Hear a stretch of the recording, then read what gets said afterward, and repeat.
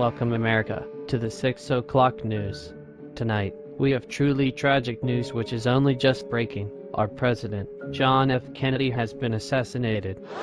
Over to Alyssa with the details. This morning, in Dallas, Texas, John Fitzgerald Kennedy, America's 35th president, was shot 3 times while driving through a presidential parade on the Texan streets.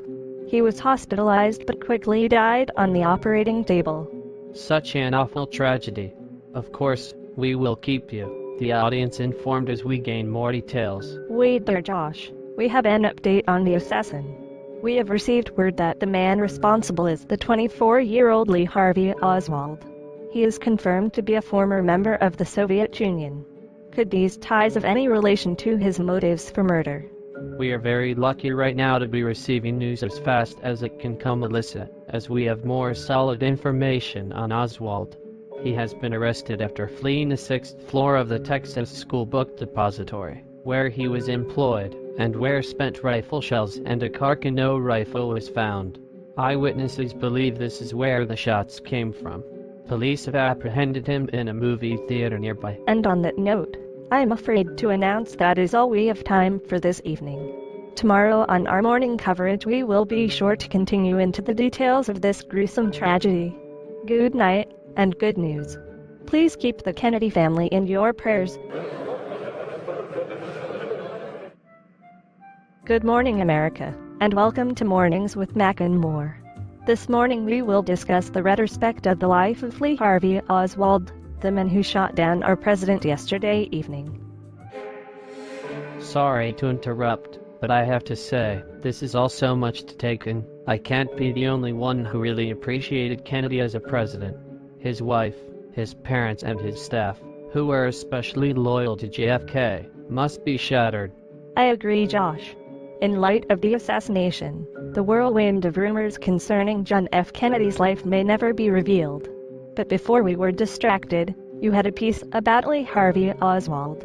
Yes, sorry about that. Lee Harvey Oswald was born on the 18th of October 1939. As a child he was used to a tough life, with a father who died before he was born, and a mother who in Oswald's youth moved them around 20 times, all without success. As a teen, social workers stated he was emotionally detached, and I quote, gave off the feeling of a kid who nobody gave a darn about, end quote. As he grew older, he joined the Marines but was quickly kicked out for violent incidents. He grew increasingly angry at the social and political environment of America, so he moved by himself to Soviet Russia. However, he became annoyed with Russia spying on him as a Westerner, so he moved with his new wife and child back to the USA. After attempting to murder a co-worker in another town by mail-ordering a rifle, and his flee to Russia for the second time rejected, he and his family, now with a second daughter, moved to Dallas, Texas, where he received employ at the book depository which he used as a vantage point to shoot JFK. You say, he mail-ordered a rifle and attempted to kill a co-worker? Yes, that's correct. Well, that sounds extremely similar to how he killed Kennedy himself. Oswald ordered his Carcano rifle through the mail with a long-range scope, for a combined cost of just under $20. In fact, this morning, before we went on the air, me and a gun expert discussed the details of the gun and why it would be used, even with such little information as we had at that time. Here's the footage. Hello David, I'm Alyssa from Channel 1's Mornings with Mac and More. How are you this morning? I hope I haven't woken you too early. No, not at all, Alyssa. I had trouble sleeping last night anyway. The news of the president being murdered in the streets is troubling. Well, perhaps you could shed some light on this situation then. It is being said that the perpetrator, a lower-class citizen, used the Italian Carcano rifle from the 6th floor of a building. Could you think of any reason why a disgraced ex-Marine would choose this rifle? Well, from a ballistics perspective, there would be no real advantage to using the Carcano rifle in this situation. In fact, its low rate of fire, unreliability, and general clunkiness means that it would have been a poor choice if you had other options. But I believe there were 2 factors as to why this particular rifle was used. Firstly, Oswald must have chosen it because while there was many other much better guns for order, I'm fairly sure it was the only gun he could afford. And secondly, let's not forget Oswald was ex-Marines. He would have ballistics experience, which meant he could more easily operate the unwieldy Carcano where others wouldn't have been capable. Thank you for your expert insight, David. We will be sure to let the world know later today. Thank you for having me. I'll be interested to see how the autopsy goes.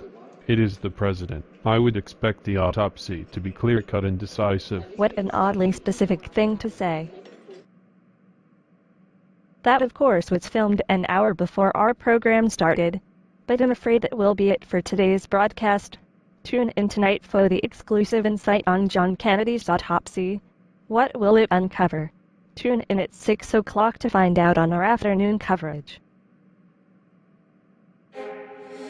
Good evening, America, and welcome to the 6 o'clock news.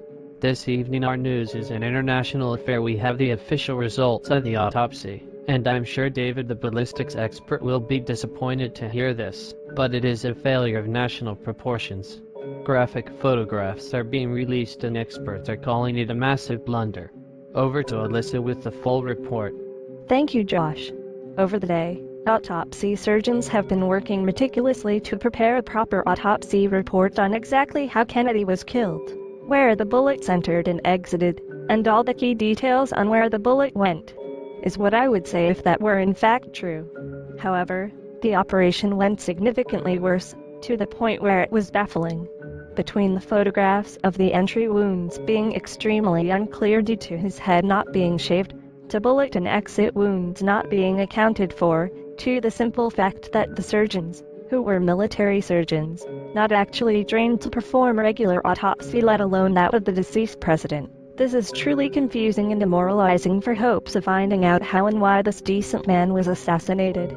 At least we can take comfort in the fact that Lee Harvey will be questioned and brought to justice. Surely he can tell us what the reason for all this was. What was that? That was the sounds of the live coverage we were supposed to cross over to so we could see how Oswald reacted to the public's questioning, but he was shot. I'm not sure what to make of this, Alyssa. What about you? No idea, Josh. All I can guess is that someone wants Oswald silenced, and quickly.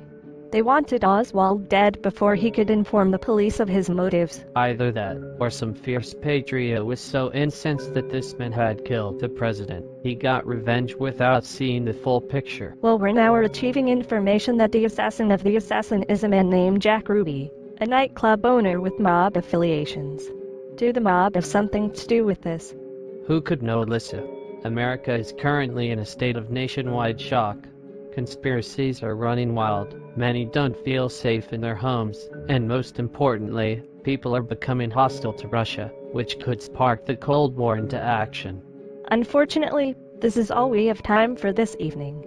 Tune in tomorrow to see if America is still standing. Good night, and good news.